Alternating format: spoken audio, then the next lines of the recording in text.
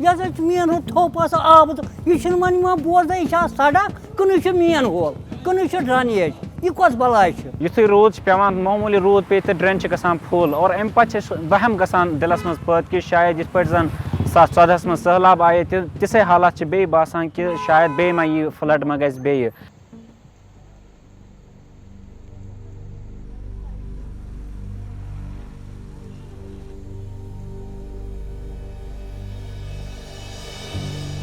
A few days back, on March 16, the Institution of Engineers India held a workshop on sewerage and drainage issues of Srinagar city. The idea was to not only discuss these issues, but to also raise awareness and put forward the measures that could be taken to mitigate these drainage issues of city that gets bad even with the slightest rainfall. But why does that happen? Let's discuss in this episode of KO Explained. When you see topographically, Srinagar city is located on a flatter terrain. Physiographically, the city constitutes a part of the floodplain of Jhelum, which largely is flat and featureless with sub-recent alluvial deposits. Therefore, we can get rid of the storm water by lifting it through the drainage pumping stations. So what exactly do these pumping stations do? The household drainage in low-lying areas, even in our posh colonies like Jawaharnagar, Gurjibagh, Rajbagh, they all are dependent on dewatering stations. So what we do, we have a network, very elaborate network of underground drains. The water flows through them, comes to a sump. A sump is a big well type concrete well where the water is stored for some time. When the water is stored, then we fill, that it is filled, then we dewater it through our pumps. We have in every dewatering station there is electric supply, then there is backup with diesel generating sets. There are submersible pumps. Most of the dewatering stations now have submersible pumps which cannot be, which don't have any flood related ill effect. So that is drained out. Normally we do it once or twice in a day when there is no rain. When during the rains we have to do it more often, say 5-6 times a day to drain out the water. Although Srinagar, which is in the process of turning into a smart city, has currently 85 permanent and 32 temporary dewatering stations. But experts say in a flood-like situation, dewatering cannot be of much help. So we need to focus more on long-term drainage planning. आप देखिए यहाँ पे paddy fields में किसी ने मकान बना दिया, अब वो मेरे पास दौड़ा दौड़ा आता है, भाई बारिश हो गई, मुझे रास्ता सारा डूब गया, तो how can I help him? He is living in a paddy field which is supposed to be at least 10 months in a year in water.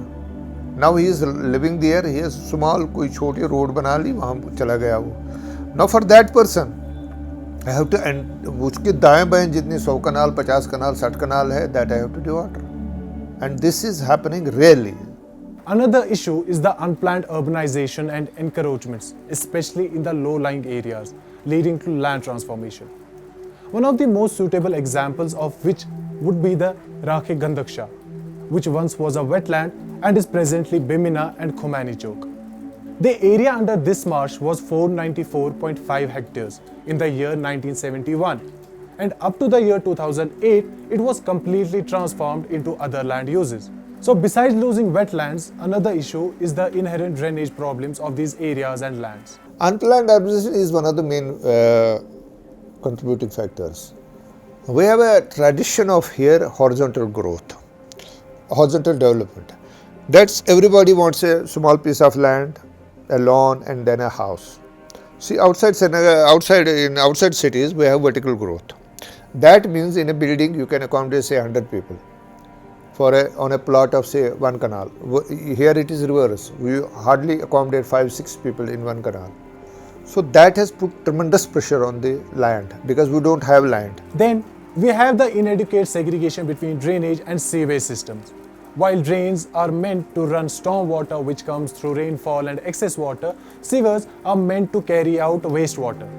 But it seems both look alike to us. We don't have a separate drainage and sewerage network in Srinagar city. Our drains are dustbins, they are septic tanks, they are garbage bins, all in one. So what exactly can be done? First and foremost, long-term planning for sewage and drainage systems. The issue is of separating sewerage and drainage, as I already told.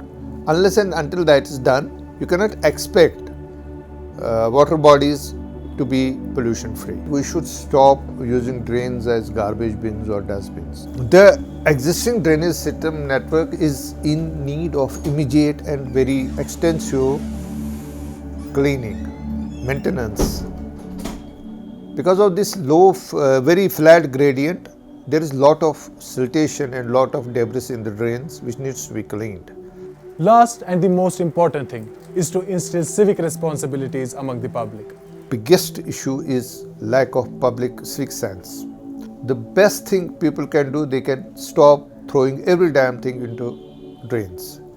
Unless and until that thing happens, I am sure no maintenance, nothing can improve it. Drains cannot be avoided, this waterlogging cannot be avoided, but we manage it, and we can manage it best when we have the full public cooperation.